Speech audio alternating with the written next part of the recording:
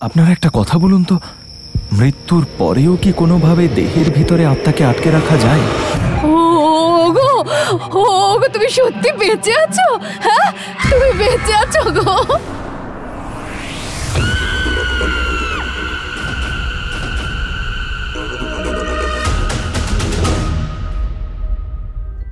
বাংলা সাহিত্যের জনপ্রিয় সব গল্প নিয়ে আপনাদের সামনে হাজির গল্পের ঝাঁপি। এই চ্যানেলে প্রচারিত প্রতিটি গল্প সম্পূর্ণরূপে কাল্পনিক।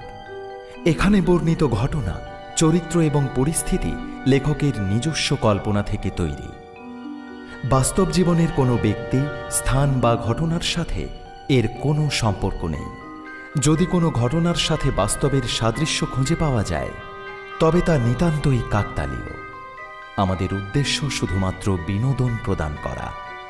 শ্রোতাদের প্রতি অনুরোধ, গল্পগুলো সংস্কার মুক্ত হয়ে উপভোগ করুন। শুরু হচ্ছে আজকের গল্প, বন্দী আত্মার কাহিনী।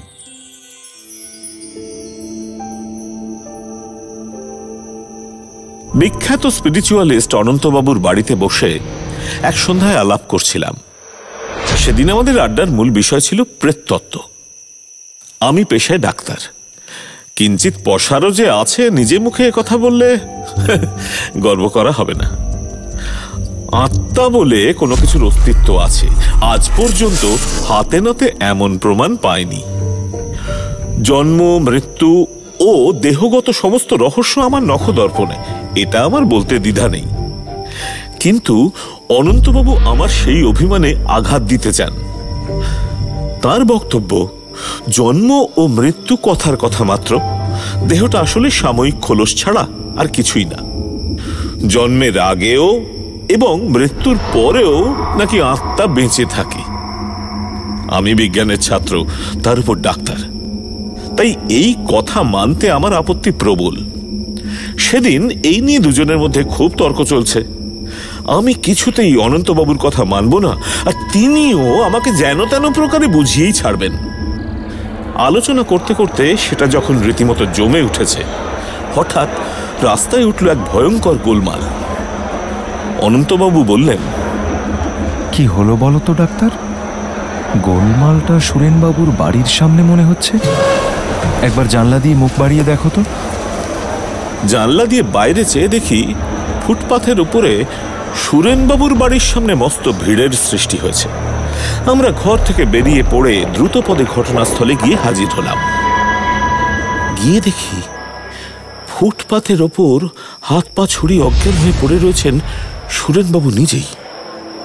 তিনি কেবল আমাদের প্রতিবেশী নন, আমাদের দুজনের বিশেষ বন্ধুও বটে। অনন্তবাবু বেশ উত্তেজিত হয়ে পড়লেন। তিনি কাঁপতে কাঁপতে বললেন, আরে এ তো সুরেনবাবু। সেখানে উপস্থিত লোকজনের মধ্যে থেকে একজনকে জিজ্ঞাসা করলাম, সুরেনবাবুর এই অবস্থা কি করে হলো? তিনি জানালেন, সুরেনবাবু নাকি উপরের বারান্দার রেলিংয়ে কোনো কাজ করছিলেন। সেই সময় হঠাৎই উপর থেকে তিনি পড়ে যান।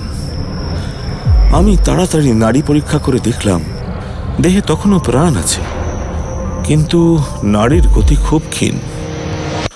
অনন্তবাবু জিজ্ঞাসা করলেন, প্রাণ আছে ডাক্তার?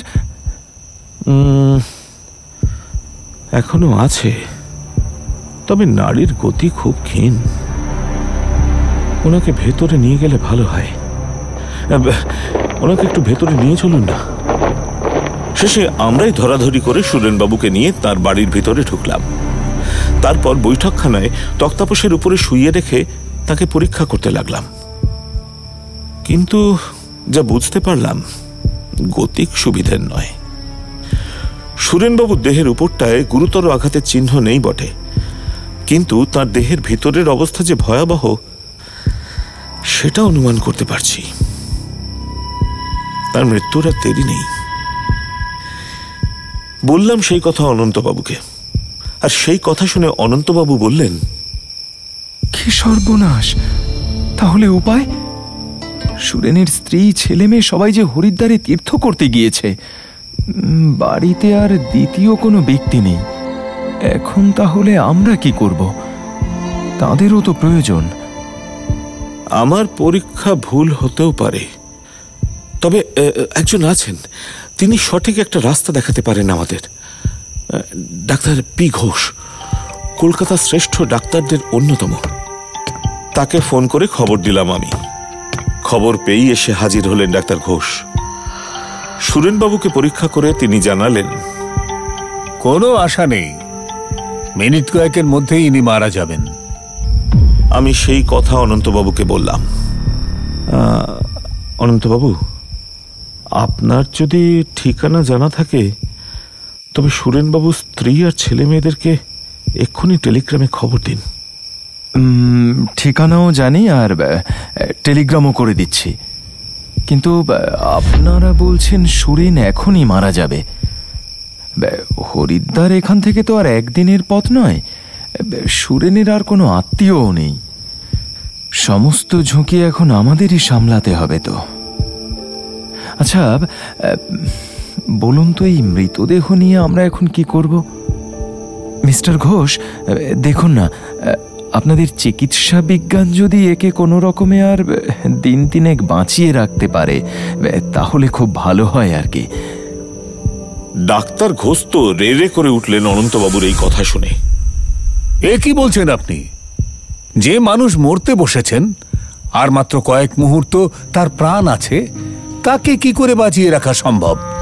এতক্ষণে মৃত্যু ওর দেহের ভেতরে প্রবেশ করেছে, উনি মারা পড়লেন বলে। অনন্তবাবু অত্যন্ত উত্তেজিতের মতো একবার ঘরের এদিক থেকে ওদিক পায়চারি শুরু করলেন। ওদিকে সুরেনবাবুর অন্তিম শ্বাস বেরোনোর জন্য ছটফট করছে। তার প্রাণবায়ু এই বেরিয়ে এলো বলে। সেদিকে নজর পড়তেই অনন্তবাবু হঠাৎ দাঁড়িয়ে পড়ে বললেন, আচ্ছা আপনারা একটা কথা বলুন তো, মৃত্যুর পরেও কি কোনোভাবে দেহের ভিতরে আত্মাকে আটকে রাখা যায়? আমি অনন্তবাবুর এই কথা শুনে হতভম্বের মতো তার মুখের দিকে তাকিয়ে রইলাম। ডাক্তার ঘোষও কি বলবেন বুঝে উঠতে পারলেন না। আমার দিকে চেয়ে অনন্তবাবু বললেন, সম্মোহন বিদ্যার কথা আপনারা জানেন, মানে হিপনোটিজম। আপনারা নিশ্চয়ই জানেন হিপনোটিজমে আমার দেশ জোড়া খ্যাতি আছে। আমি জানি সেটা, কিন্তু সুরেনবাবুর ক্ষেত্রে সেই কথা কি করে খাটে? আপনি কি সুরেনবাবুর দেহকে এই অবস্থায় সম্মোহিত করতে চান? এখনো সুরেন দেহ হয়ে যায়নি, এখনো তার প্রাণবায়ু আছে। আমি এখনই একবার সুরেনকে সম্মোহন বিদ্যায় অভিভূত করতে চাই। আমার মনে হলো অনন্তবাবুর মাথাটা মনে হয় খারাপ হয়ে গেছে, না হলে এমন কথা কি করে কেউ বলতে পারে তা আমার মাথায় ঢুকছিল না। আর এটা করলে কি বা ফল হবে সেটাও বুঝে উঠতে না পেরে ওনাকে জিজ্ঞাসা করলাম, আচ্ছা এটা করলে কি সুরেনবাবু মৃত্যুর কবল থেকে রক্ষা পাবেন? দেখুন, মৃত্যুর কবল থেকে কোনোদিন কোনো মানুষই কোনো মানুষকে রক্ষা করতে পারে না। তবে যোগ নিদ্রার একটা আশ্চর্য মহিমা আছে, তার দ্বারাই নিশ্চয়ই কিছু একটা ফল পাওয়া যাবে, তাতে কোনো সন্দেহ নেই। সেটা যে কি তা অবশ্য আমি বলতে পারছি না। তবে না, থাক, আর কথা বাড়াবার সময় নেই। সুরেনের দিকে তাকিয়ে দেখুন, ওর শেষ মুহূর্ত উপস্থিত হয়েছে। সুরেনবাবুর মুখ তখন মৃত্যু যন্ত্রণায় ভীষণ হয়ে উঠেছে। তার দুই চোখ বিস্ফারিত, চোখের মণি চারদিকে ঘুরছিল। অনন্তবাবু তাড়াতাড়ি এগিয়ে গিয়ে সামনের দিকে ঝুঁকে পড়ে সুরেনবাবুর দেহের উপরে একটা বিশেষ কৌশলে হস্তচালনা করতে লাগলেন। ওদিকে ডাক্তার ঘোষ গম্ভীরভাবে বসে রইলেন, তার চোখে মুখে নিদারুণ অবিশ্বাসের ছায়া। আর আমিও অবাক হয়ে অনন্তবাবুর কাণ্ড কারখানা দেখতে লাগলাম। কয়েক মুহূর্ত পরে তেমনি হস্তচালনা করতে করতেই অনন্তবাবু দৃঢ় স্বরে বারংবার ডাকতে লাগলেন, সুরেন, ও সুরেন, সুরেন। কোনো সাড়া নেই। আমরাও অনন্তবাবুর কাণ্ড কারখানা দেখতে থাকলাম। সুরেনবাবুর কোনো রকম ভাবান্তরই হল না। তারপর ধীরে ধীরে তার চোখের তারা স্থির ও স্বাভাবিক হয়ে এলো। অনন্তবাবু বললেন, সুরেন, একবার আমার দিকে তাকাও। আমার চোখের দিকে তাকাও সুরেন। সুরেনবাবুর চোখ অনন্তবাবুর চোখের দিকে ফিরল। সঙ্গে সঙ্গে সারা দেহ শিউরে উঠল। ডাক্তার ঘোষও হতভম্বের মতো তাকিয়ে রইলেন। অনন্তবাবু সুরেনবাবুকে জিজ্ঞাসা করল, সুরেন, কি? তোমার কি কষ্ট হচ্ছে? না। তবে? সুরেনবাবুর কোনো জবাব পাওয়া যায় না। আবার ৩-৪ বার ডাকাডাকির পর সুরেনবাবু চমকে উঠে বললেন, হ্যাঁ? তুমি কি ঘুমোচ্ছ? হ্যাঁ, আমায় আর দেখো না। আমাকে ঘুমোতে ঘুমোতে মরতে দাও। তবে তুমি ঘুমো, কাল সকালে আবার আমি তোমাকে ডাকবো। তোমাকে সাড়া দিতেই হবে।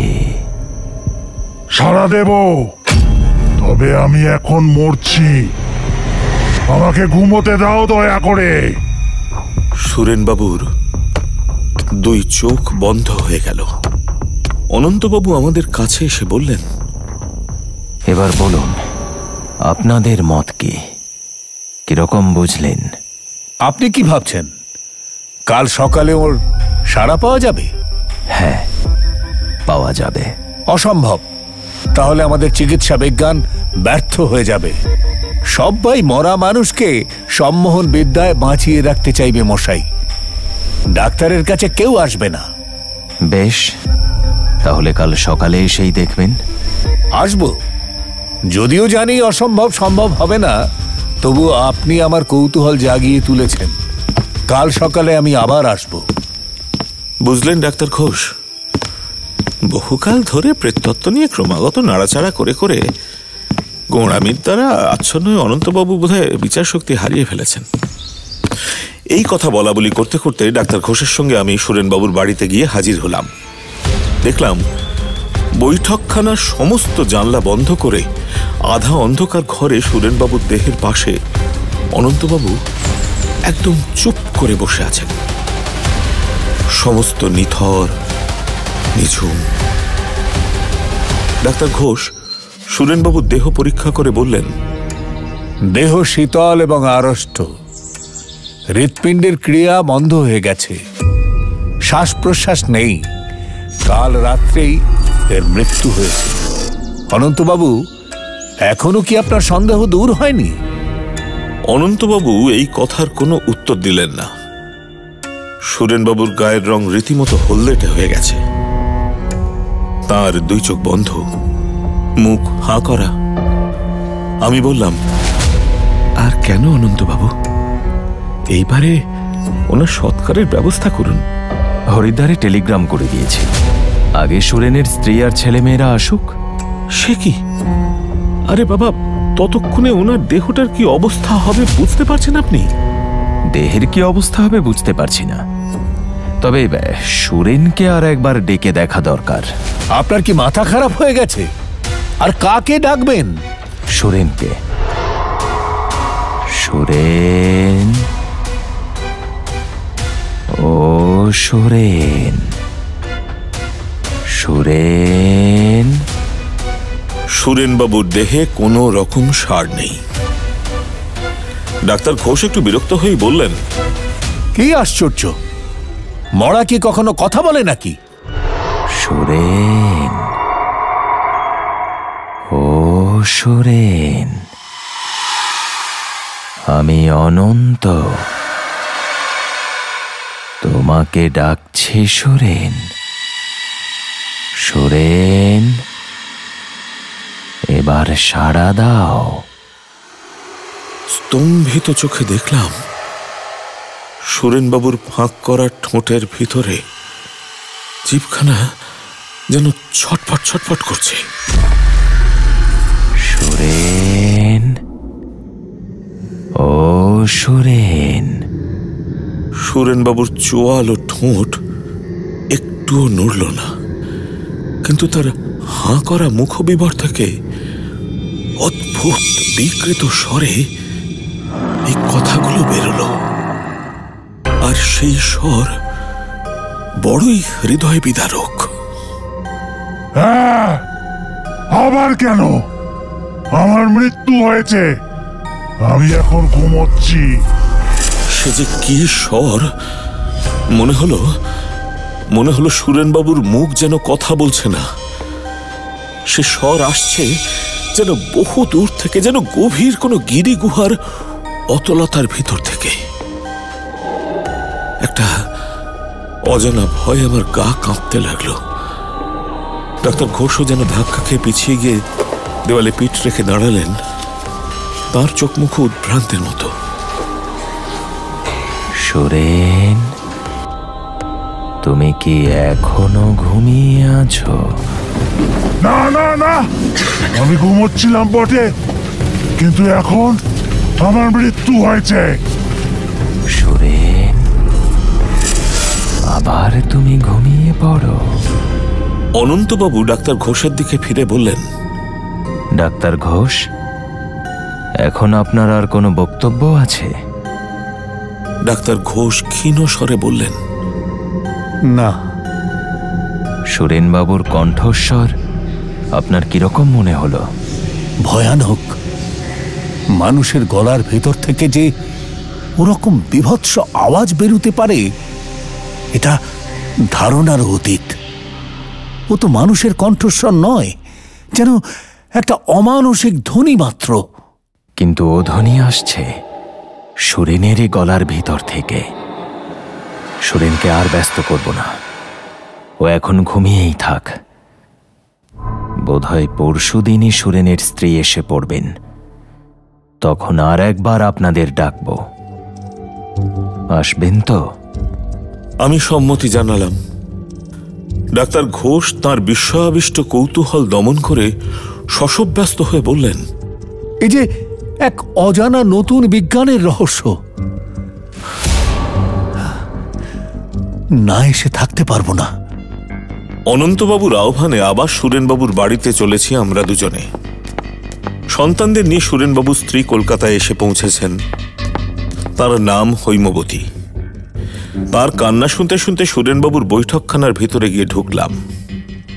সুরেনবাবুর আড়ষ্ট দেহ ঘিরে বসে আছেন হৈমবতী, তার দুই ছেলে আর এক মেয়ে। সকলের চোখে জল, কণ্ঠে আর্তনাদ। অনন্তবাবু বসে আছেন মৃতদেহের ডান পাশে। চোখ বন্ধ করে তিনি মূর্তির মতো স্থির, যেন ধ্যানমগ্ন। আর এদিকে হৈমবতী দেবী ডুকরে ডুকরে কেঁদে উঠছেন। আমার সব শেষ হয়ে গেল গো। এভাবে তুমি আমাকে ছেড়ে চলে যেতে পারলে? কতবার বলেছিলুম আমাদের সাথে চলো, আমাদের সাথে চলো, গেলে না। এখন আমি একা একা সব কি করে সামলাবো বলতে পারো?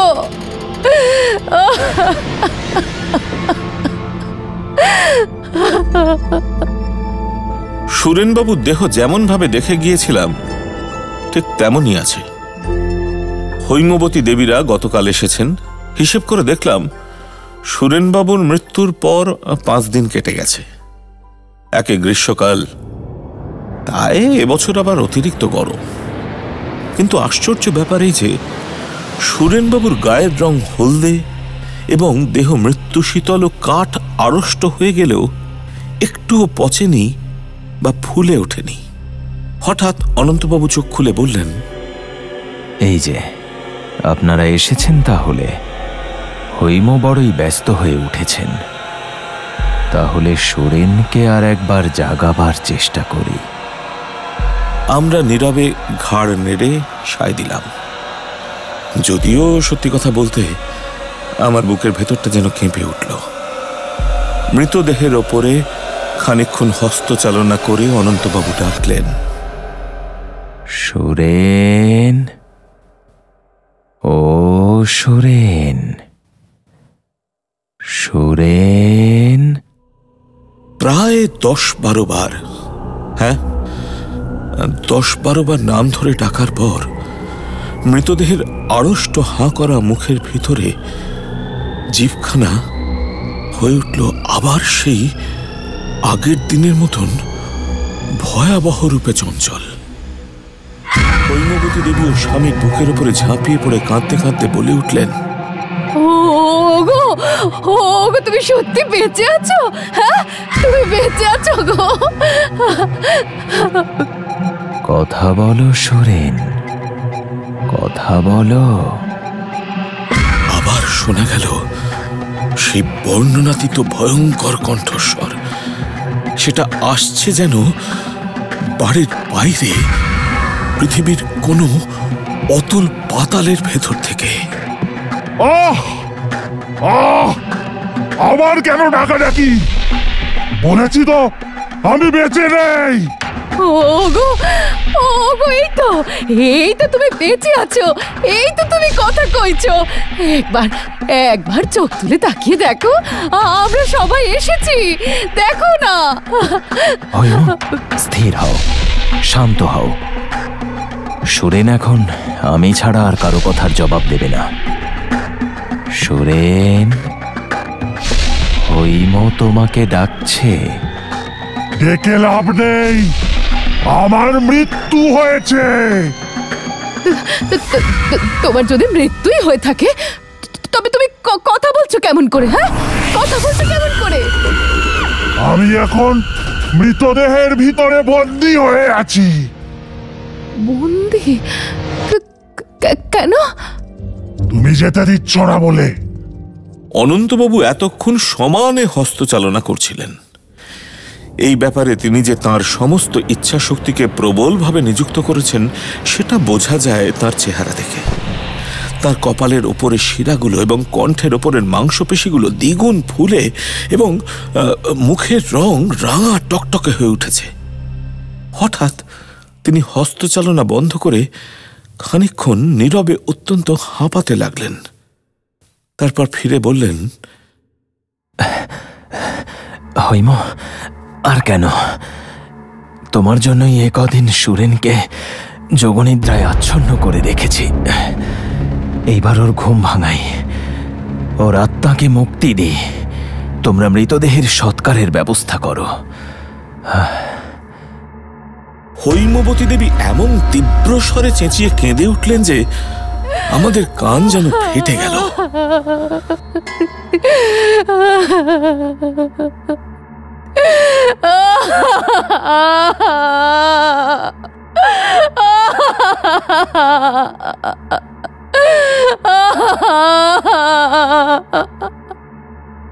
তারপর তিনি মাটির উপরে আছড়ে পড়ে বললেন, অনন্ত বাবু, অনন্ত বাবু, আমাকে দয়া করুন। উনি এই অবস্থাতে থাকলেও আমার সুখ। মনে করব আমি বিধবা হইনি। আমাকে দয়া করুন অনন্ত বাবু।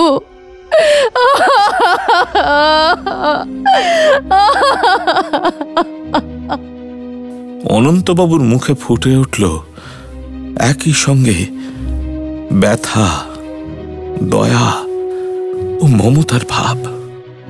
অল্পক্ষণ চুপ করে থেকে তিনি বললেন, বেশ, তুমি যখন চাইছ বৌমা তাই হোক। আরো কিছুদিন এইভাবে যাক। তুমি শান্ত হও, সংযত হও, তারপর আমার যা করার আমি করব। তবে মনে রেখো মা, আমি হচ্ছি তুচ্ছ মানুষ, আর মৃত্যু হলো ভগবানের ইচ্ছে। তাকে বাধা দেবার চেষ্টা করলে আমারও সর্বনাশ হবে, আমিও বাঁচব না। এবার বাকি সবই তোমার হাতে। অনন্তবাবু ক্লান্তভাবে উঠে দাঁড়ালেন। ততক্ষণ আমরা যেন এক অদ্ভুত জগতে বিচরণ করছিলাম। অনন্তবাবু উঠে দাঁড়াতেই আমাদেরও সম্বিত ফিরল। আমি আর সহ্য করতে পারছি না। আমার প্রাণ মন হাঁপিয়ে উঠেছে।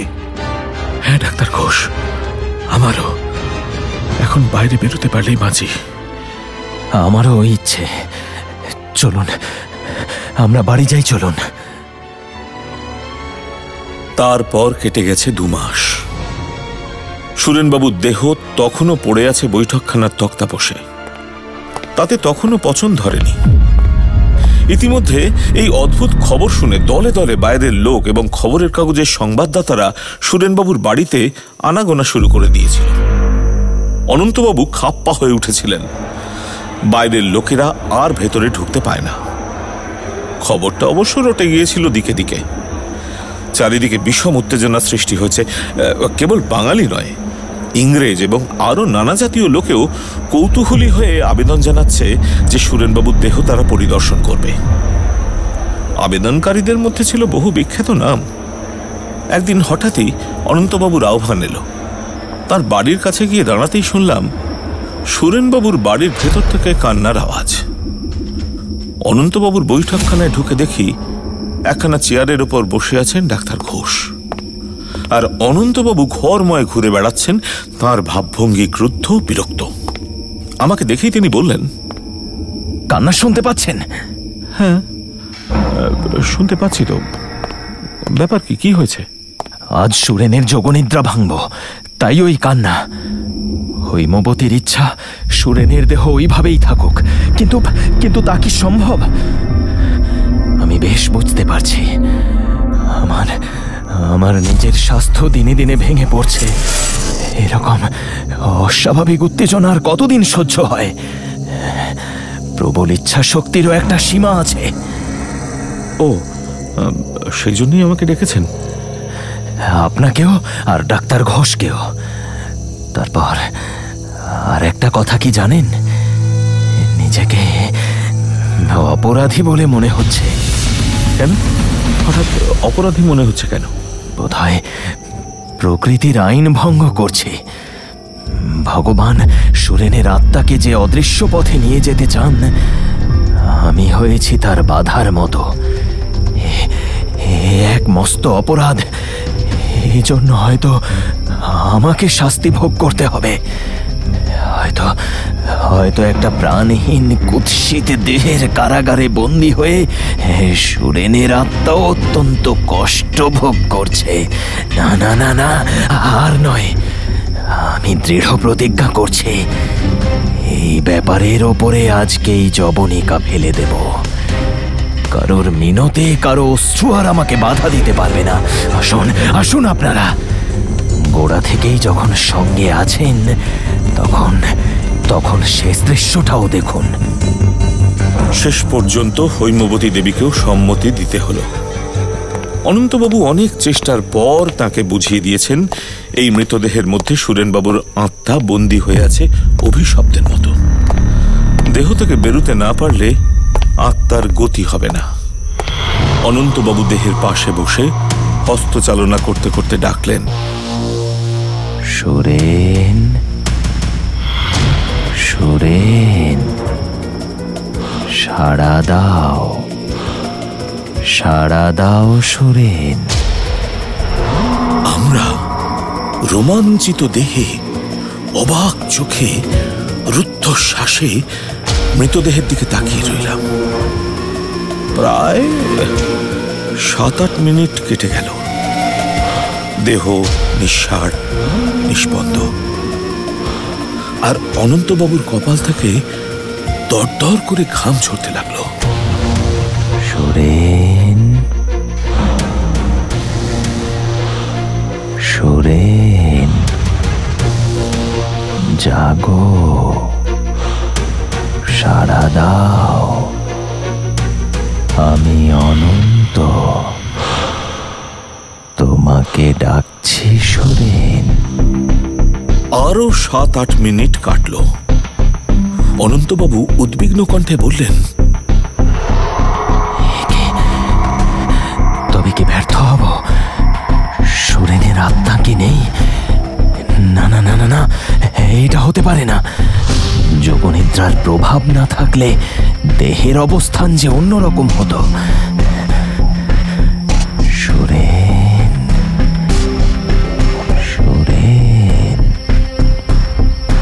জাগো, তোমার যোগনিদ্রা ভঙ্গ হোক। সুরেনবাবুর উন্মুক্ত মুখবিবরের মধ্যে জ্যান্ত হয়ে যেন ছটফট করতে লাগলো জিভখানা। সেই ডাকের উত্তরে শোনা গেল, এক ভীষণ তীক্ষ্ণ আর্তধ্বনি। সে আর্তনাদ ভাষায় বর্ণনা করা যায় না। মানুষের কান কোনোদিন শোনেননি তেমন আর্তনাদ।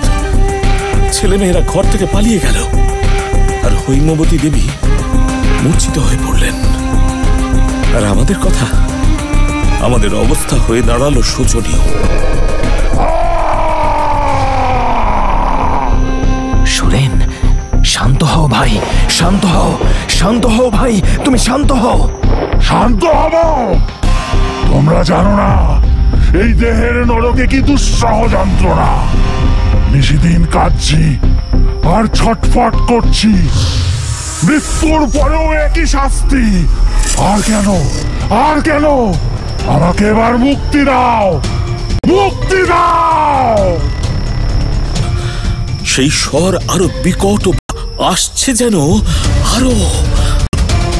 অনন্তবাবু বললেন, ভেঙে যাক, ভেঙে যাক তোমার যোগনিক। মুহূর্তে অদ্ভুত একটা বিকট অট্টহাসি পড়ে চারদিকে।